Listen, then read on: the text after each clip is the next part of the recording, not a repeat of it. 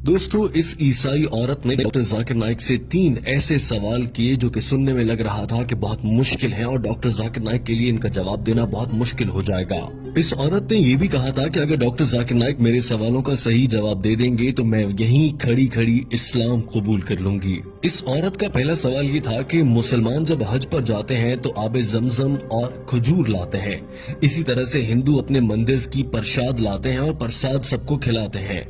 तो इन दोनों में तो कोई फर्क नहीं हुआ। इस औरत ने कहा कि मुझे इन दोनों में कोई फर्क नजर नहीं आता। इस औरत का दूसरा सवाल ये था कि एक मर्द के साथ जिनसी ताल्लुक क्यों नहीं बना सकता, इसी तरह से एक औरत के साथ जिनसी ताल्लुक क्यों नहीं बना सकती।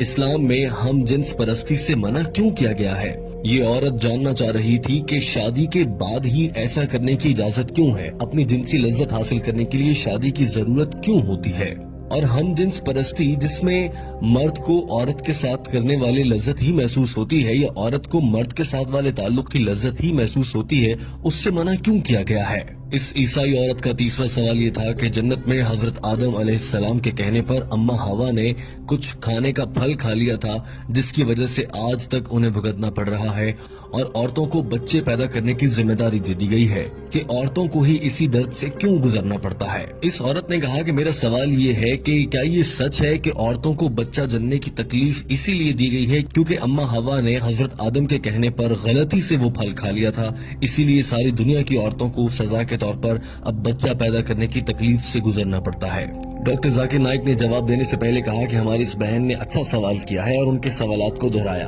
उन्होंने पहले सवाल को लेते हुए कहा कि प्रसाद खाने में और खाना काबा से या हज और उम्रा से खजूरें खाने में क्या फर्क है, इस पर सबसे पहले बात कर लेते हैं। उन्होंने कहा कि हिंदू किताबों के मुताबिक प्रसाद अल्लाह को खिलाने के तौर पर दिया जाता है, लिहाजा हिंदू जब प्रसाद बांटते हैं या किसी को देते हैं तो इसका मतलब ये है कि वो अपनी तरफ से ये सोच रहे होते हैं कि वो अपने भगवान को या अपने खुदा तक खाना पहुंचा रहे हैं, जबकि हकीकी खुदा को, जिसे आज तक हिंदू पहचान नहीं पाए, उसे खाने की जरूरत नहीं होती। अल्लाह ताला कुरान पाक की सूरा इनाम में फरमाता है, अल्लाह सबको खिलाता है मगर अल्लाह को किसी के दिए गए खाने की जरूरत नहीं है। किस इंसान की ये जरूरत है कि वो अल्लाह ताला को खाना खिलाने का सोच सके या ऐसी बात कर सके। डॉक्टर जाकिर नाइक ने कहा कि कुरान पाक में 3 से 4 मरतबा ये कहा गया है कि गैरुल्लाह के नाम से मंसूब करके खिलाया गया खाना हराम होता है, यानी अल्लाह के सिवा किसी को शरीक ठहराते हुए उसके नाम पर दिया गया कोई भी खाना हराम होगा। लिहाजा चूंकि